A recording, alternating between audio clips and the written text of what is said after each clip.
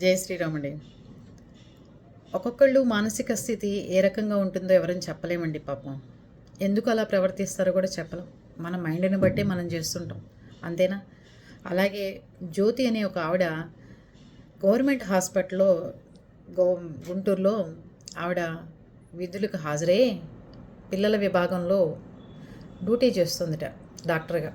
ఇది 2, 3 సార్లు ఇలా చేసిందట ఆవిడ. పోలీసులకు తెలిసి ఎంక్వైరీ చేస్తే నా మానసిక స్థితి బాగోలేదు, నాకు డాక్టర్ అవ్వాలని కల ఉండేది, అది నెరవేరకపోవడంలో నేను ఇలా ఇబ్బందికరంగా నా మానసిక స్థితి తయారైంది.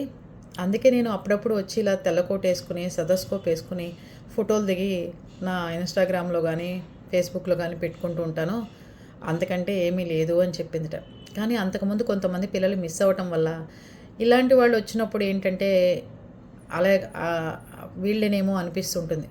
కానీ మానసిక స్థితి బాగోలేదన్న వాళ్ళు ఎవరైనా నర్సుకి ఇచ్చేసేసి ఆ పాన్ ట్యాబ్లెట్స్ వెళ్ళిపోయారనుకోండి, అది ఏదైనా ఇచ్చామంటే చచ్చూరుకుంటారుగా పిల్లలు. ఇది పరిస్థితి.